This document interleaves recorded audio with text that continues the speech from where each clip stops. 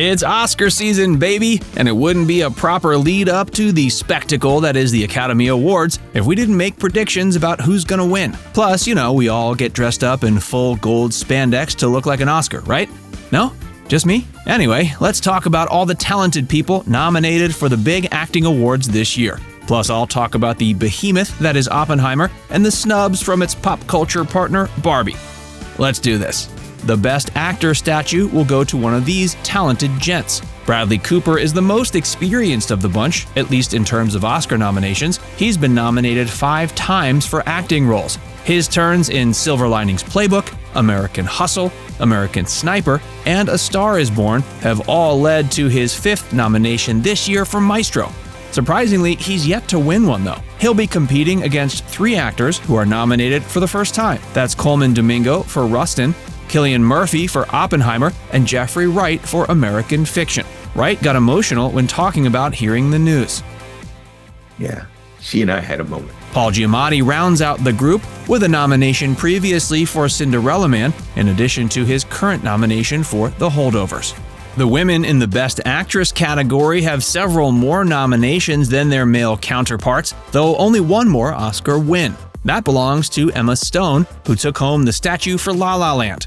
Her current nomination for Poor Things is her 4th for acting overall, having also been nominated for The Favorite and Birdman. When asked about the nomination, she said, quote, "I am beyond grateful to the Academy for including me as both an actress and producer among this group of exceptional nominees and for recognizing our film in so many categories." She's joined by the venerable Annette Bening, who's been nominated for acting Oscars an impressive 5 times. In addition to her 2024 nod for Nyad, she was also up for the big award for The Grifters, American Beauty, Being Julia, and The Kids Are All Right in years past. And Carey Mulligan is no slouch, having been nominated twice before this year for An Education and Promising Young Woman. She adds to that list with her nod for Maestro. There are 2 first-timers in the group, Lily Gladstone for her turn in Killers of the Flower Moon, and Sandra Hüller for Anatomy of a Fall. Lily decided to watch the nomination announcements from Osage County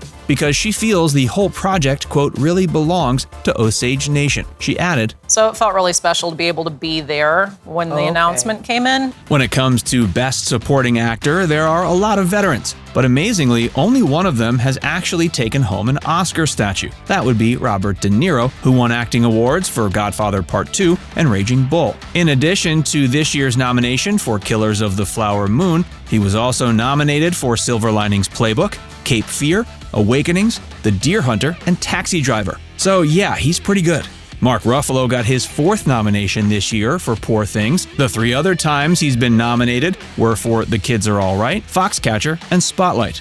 Robert Downey Jr. has never snagged one for Iron Man, but he was nominated for Chaplin and Tropic Thunder, making his nomination for his role in Oppenheimer his 3rd overall. When asked about when he found out, he revealed that his wife knew first. I was looking at Susan, who was finishing her morning meditation. She didn't say anything. I just went into the kitchen. I think she wanted to give me an opportunity to have a coffee before we interacted. Then there's Ryan Gosling, who snagged nods for his acting in Half Nelson and La La Land to join his current nomination for Barbie.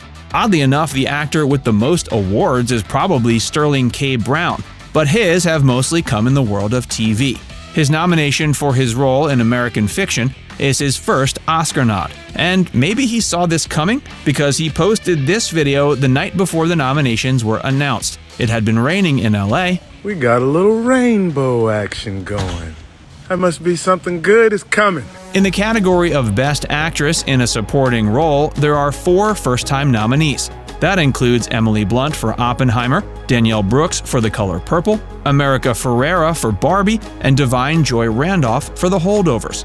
Divine talked about the stress of having a name that's later in the alphabet. And they do it in alphabetical order based off of your last name, and I'm R. Randolph, so anxiety.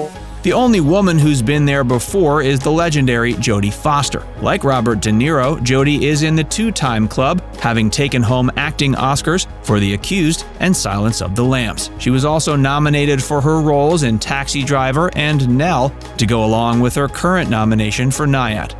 So who's actually going to win these things?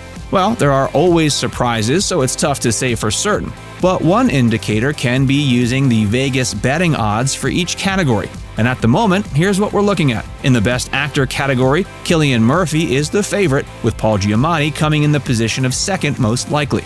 In the Best Actress category, Emma Stone is sitting as the current favorite, with Lily Gladstone chasing her in second. In the Best Actor in a Supporting Role category, Robert Downey Jr. is a big favorite. He's miles ahead of the second favorite, Ryan Gosling. And the same is true for the Best Actress in a Supporting Role, with Divine Joy Randolph emerging as a frontrunner, way ahead of Emily Blunt and Danielle Brooks, who are neck and neck for the second favorite. Maybe the biggest news, however, was the behemoth that is Oppenheimer. It was nominated for 13 Academy Awards. The world will remember this day. That puts it in some pretty elite company. There are 10 other films who have hit the 13 mark, and only 3, All About Eve, Titanic, and La La Land, have gotten more, with 14 each. Not too shabby. Despite all this newsworthy info, the biggest buzz around the nominations was the perceived snubbing of Margot Robbie and Greta Gerwig for Best Actress and Best Director, respectively. It was made all the more awkward given that Ryan Gosling got nominated for his role as Ken. So cool. Yeah, okay. As some critics were quick to point out, having a man receive praise and awards while women get snubbed is, kind of the whole point of the Barbie movie. What are you doing here? I'm coming with you. But hey, at least Ryan was kind about it. He put out a statement saying that, quote, "There is no Ken without Barbie, and there is no Barbie movie without Greta Gerwig and Margot Robbie, the two people most responsible for this history-making, globally celebrated film." Though we should also note that Barbie did great overall, with 8 total nominations, Will you excuse me? including Best Picture, Best Original Song, Best Costume Design, and America Ferrera for Best Supporting Actress. But somehow we're always doing it wrong. So, will Oppenheimer take down all the big awards? And if so, will we be forced to hear awkward puns about how bombing at the box office was actually a good thing? I think it's pretty cool that 10 of the actor and actress nominees are first-timers. Plus, of the 20 actors and actresses nominated this year, only 3 have ever won before. All I know is I'd put money on host Jimmy Kimmel making at least one joke about Aaron Rodgers. That seems like a lock. Have any predictions or thoughts about the 2024 Oscars? Pop them in the comments section.